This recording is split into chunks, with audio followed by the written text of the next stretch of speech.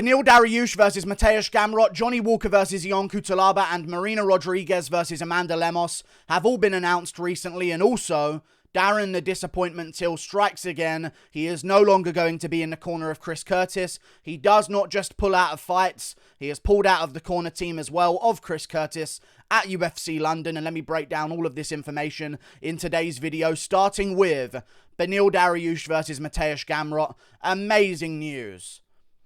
You want to know why? Because it's been added to UFC 280. And this card did not need any help. UFC 279, Chimaev versus Diaz, desperately needs a rest of a card. But as long as we have UFC 280, I am happy in life. That's all I have to say, in all honesty. UFC 280. You know what it is about the UFC sometimes? It's not even about the fights. It's just about sitting there at your computer and looking at a fight card coming up in a couple of months and just thinking, wow, what an amazing sight to behold. Charles Oliveira versus Islam Makhachev, Aljamain Sterling versus TJ Dillashaw, Belal Muhammad versus Sean Brady, Petr Yan versus Sean O'Malley, and Beneil Dariush versus Mateusz Gamrot. I don't need much else in my life. If I can just look at a card like this, I could be having the worst day ever. I open up my computer, I go on Tapology, and I just look at this card for a second. It cheers me up. Beneil Dariush versus Mateusz Gamrot. Respect to Beneil Dariush. That's all I'm going to say. Absolute respect to Beneil Dariush. He deserves way more credit than he's getting, in my opinion, because other lightweights aren't doing this, and Beneil Dariush is. Like, Dustin Poirier and Justin Gaethje are just not going to take on these up-and-comers. But Beneil Dariush says, you know what? Me versus Mateusz Gamrot. Let's get right in there. Make it happen. Two top lightweight contenders. I don't even know if he's going to get a title shot for winning this one. That's the problem. So I like Beneil Dariush even more for doing this. Okay? He likely, and he says, you know, I'm going to get a title shot if I win. It could be a reality. But it's not guaranteed at all. He could end up fighting the winner of like Gaethje Fiziev or Gaethje Poirier 2 or Gaethje versus Poirier versus Chandler versus the winner of Dariush versus Gamrot. Like, he doesn't get a title shot from this 100%. He could, and I like that he's gambling just to be sure that he could have an opportunity for a title shot. I respect Beneil Dariush for this so much. He's taken on a dangerous guy, Mateusz Gamrot. I feel as though Mateusz Gamrot's going to win this one in a 3-rounder. I just don't see Beneil Dariush being all that good when he comes back. Now listen, Beneil's a very good fighter. He's a quality fighter. He's 21-4 versus 21-1 of Mateusz Gamrot, but against very different levels of competition. But in my opinion, I just feel as though the level of grappling that we saw from Mateusz Gamrot against Arman Tsarukyan, I can't bet that Beneil Dariush is going to out-grapple him here over 3 rounds. I just don't see that happening. Now, they had different performances against Carlos Diego Ferreira. Arguably, Beneil Dariush got the win in the fight that he had against Carlos Diego Ferreira, in the second fight that he had even. Because in the first fight, he beat him a little bit more clear. The second fight, it was a little bit closer. It was a split decision, but he won on the control time and being on top and doing a little bit more of total strike damage and stuff like that. It was one of those types of fights where you have to consider the control time and consider the little total strikes that he was doing in the clinch and whilst he was on top and stuff like that. But he won the fight, in my opinion. Good performance, but Mateusz Gamrot had some troubles with Diego Ferreira, then landed a knee to the body and hurt him badly there. But I don't think you can look at those two fights and really get a read on this.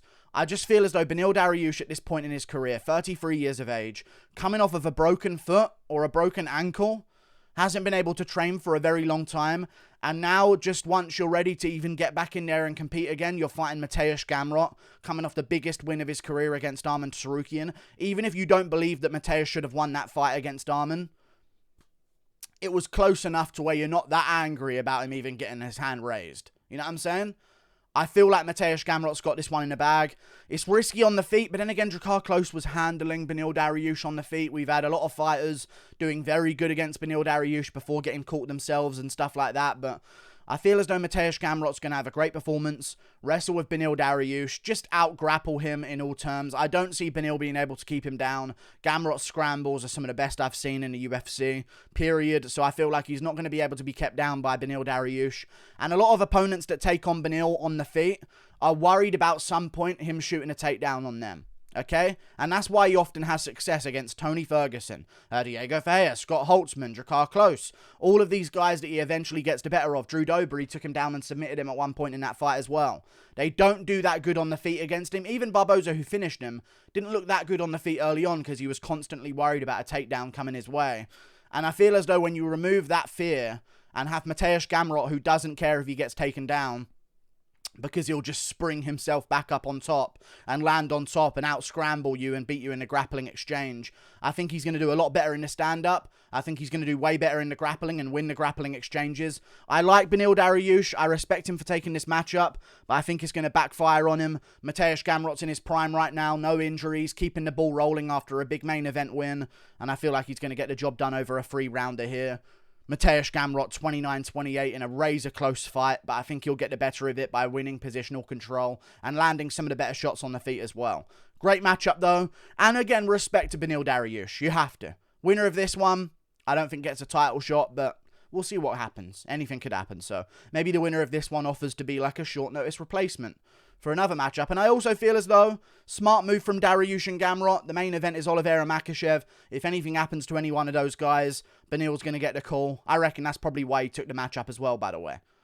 If anything happens to the main event, Beneil's getting the jump up to take on the champion, or the champion Oliveira, or fight for the belt against Makhachev. So we'll see how it goes. Big matchups are made. And also another big matchup that got made as well was Marina Rodriguez versus Amanda Lemos to UFC 280. I'll cover this one before Walker versus Yon Kutilaba, because UFC 280 gets another massive matchup. This is going to be, in my opinion, headlining the prelims of the card, I would imagine. I just picked my nose. There was nothing up there, but it's itching weirdly for no reason.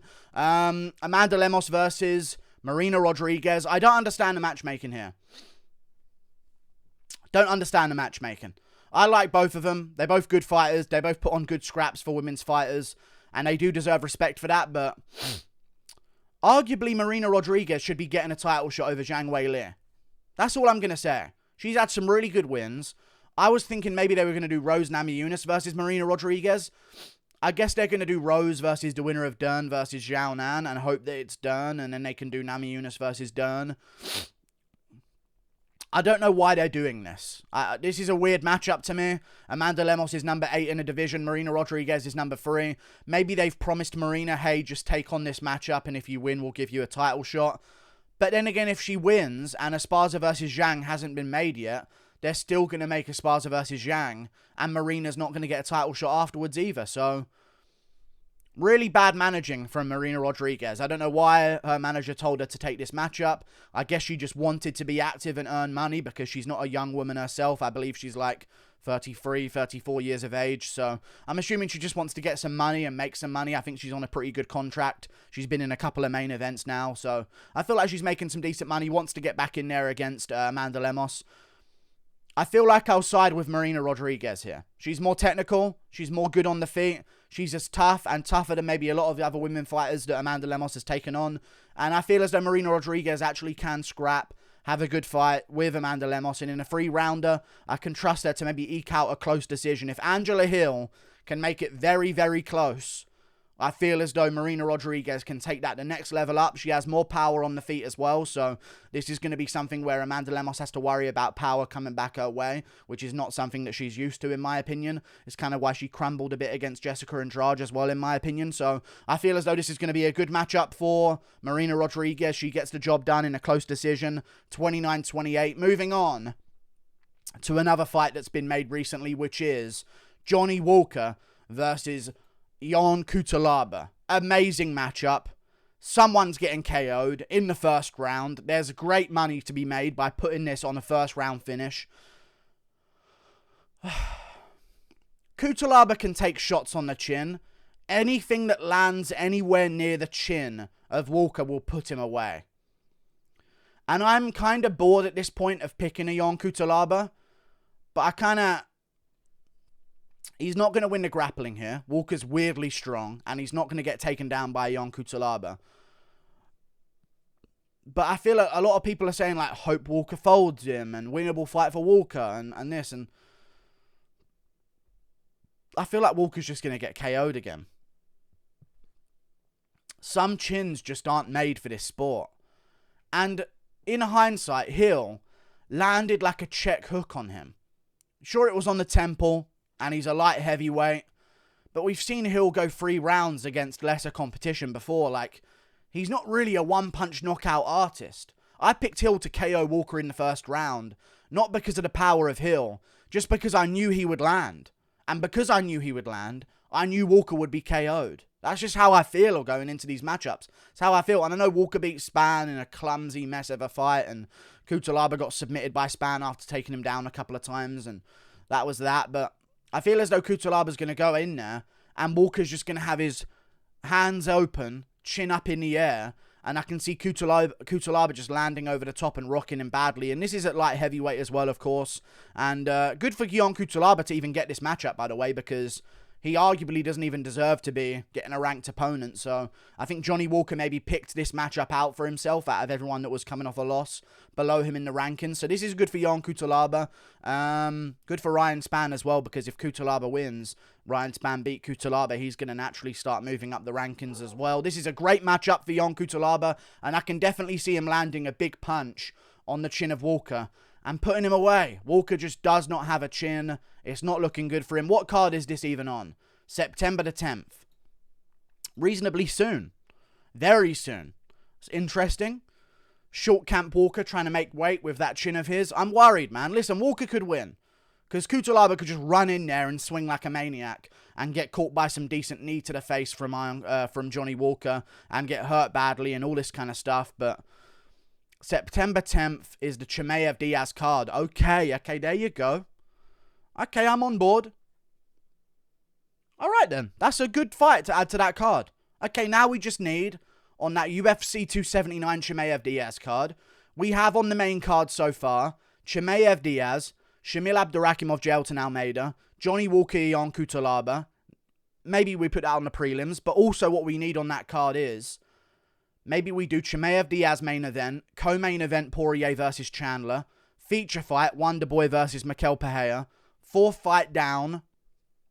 Who knows what they're going to do, but then open up the main card with Johnny Walker versus Ion Cutelaba, and then put Shamil versus Almeida as the headliner of the prelims. That 279 card does need some help, but that is a start of some help that it's getting, so I'm looking forward to that matchup. It's going to be a guaranteed chaotic fight, so I'm going to side with Yon Kutilaba winning. And Darren Till, let's get to the man of the hour. Not just letting down his country, but letting down Chris Curtis, and that's something that people don't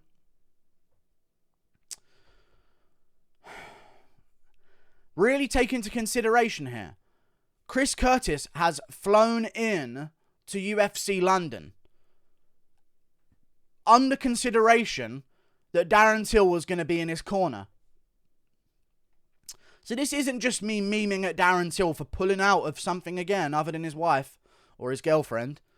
But Chris Curtis flew over to the UK under consideration that Till was going to fill up a corner space.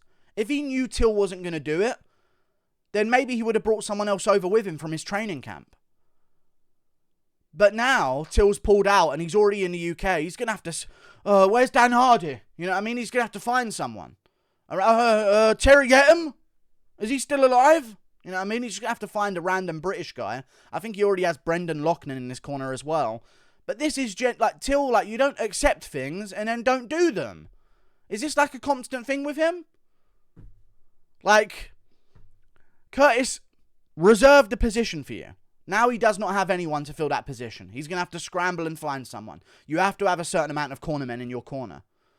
And now Curtis has got to think about that a day or two before his fight happens against Jack Hermansson. Well done, Darren Till. What the fuck are you doing? And Curtis said, we just found out that Darren Till's not going to make it. It's a weird story. He feels bad about being in this situation. Darren's off being Darren in his own head. It's fine. And he also said that he's going to walk out to Sweet Caroline, which is good. I like Chris Curtis. I like the way he's handling this whole situation. I didn't used to like Chris Curtis, I'll be honest with you guys, because I felt like he was just ruining prospects and he was too old to ever be anything. But now he's stepping up on short notice. He's got skyrocketed up the rankings, so good for him. And I like his personality. He's doing the Sweet Caroline, not Sweet Child of Mine. Sweet Caroline on the walkout, taking Till's position. He's going to win over some of the UK fans for doing so as well. And we'll see if he can beat Jack Hermansson this weekend. But I feel as though the reason why Darren Till was pulled out of this, he feels bad about being in this situation. He's off being Darren in his own head. I feel as though Darren Till doesn't want to be the guy that's just memeing in people's corner and stuff like that. And, oh, you didn't show up for the fights, but you can show up to be in the corner. It's like when you faked being ill from school and your mum caught you playing video games. You know what I'm saying? Oh, not well enough to go to school, but well enough to play video games. Well enough to play Call of Duty, are we? Huh? Time to prestige again, huh? But not ready for school and all this type of stuff. But they don't understand that, listen, that this is fun for me. I don't want to go to do something I don't want to do, which is go to school and bring my mood down even more whilst ill. They don't understand. The parents never understood that game. You know what I'm saying? Of course I can play video games. This takes nothing. They just didn't want you to enjoy your time whilst getting out of doing something you didn't want to do. You know what I'm saying? But either way, Darren Till pulling the old calling sick from school and play video games and getting told off. He doesn't want to be the guy that sort of like shows up and has fun whilst he's let people down and that type of stuff. So whatever, like and subscribe. Thank you for watching. Toodle pip, I'll see you later. Goodbye. Big news. See you later.